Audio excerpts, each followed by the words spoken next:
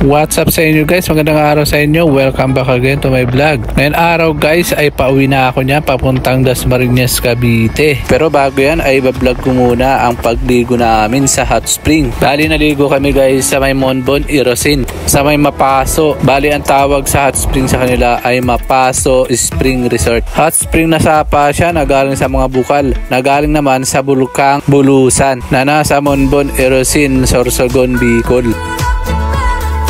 Ganda talaga dito sa Bicol guys. Napakaraming tourist destination dito o mga tourist attraction na mga lugar na pasyalan. Sarap siguro mag-travel dito at libutin ang buong Bicol, lalo na pag summer days.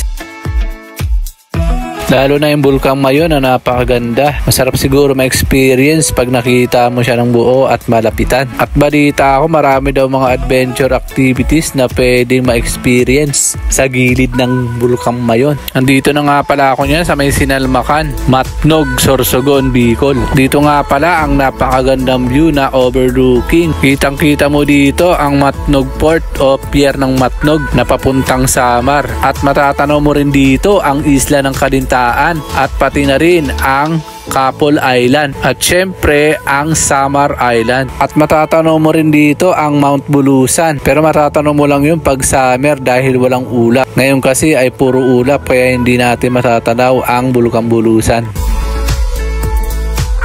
At ito nga guys, kitang kita natin ang mga stranded na mga bus, mga papuntang Samar yan guys o papuntang probinsya. Bali mahaba ang pila niyan dahil December 39 pa lang yan nung dumaan ako. Sigurado mga habol yan sa bagong taon pauwi sa kanilang mga probinsya. Pero mas mahaba dyan yung nadaanan ko nung papunta pa lang ako dito sa Bicol. Simula Laguna pa lang ay pila-pila na ang mga truck, mga bus at mga 4 wheels na sasakyan. Mula Laguna, Quezon at hanggang sa Matnog Pier ay nadaanan ko talaga ang sobrang haba ng pila ng mga sasakyan at mga pasahero dahil December 23 pa lang yon nung pumunta ako dito sa Bicol. At yun na nga guys, andito na kami sa Tropical Hot Spring Paradise. Nakarating na rin kami guys sa wakas at nakakaligo na ulit ako dito. Bali ang huling ligo ko pala dito ay nung kasama ko ang Team Itik at si Mingming. Bali nagbago na ang kalsada at nagbago na ang daan. Nakakapasok na ang sasakyan at mga motor. Dati kasi ay hindi makapasok ang sasakyan. Sinara na kasi ang shortcut na dinaanan namin nung kasama ko ang mga Team Itik. Yun nga lang ay medyo pangit ang kalsada, rough road at medyo maputik pa. At ang iba ay malalaki ang bato. Kaya kawawa rin ang gulong ng motor ko, hindi pa naman pang off-road ang gulong ko.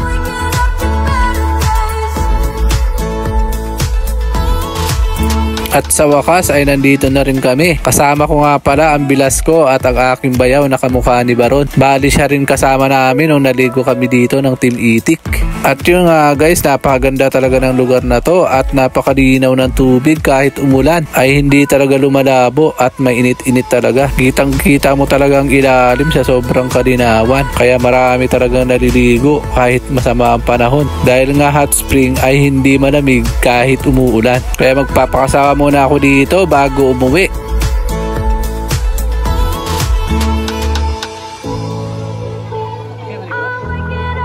Sobrang sarap sa katawan at nakaka-relax ang maligamgam at mainit-init na tubig.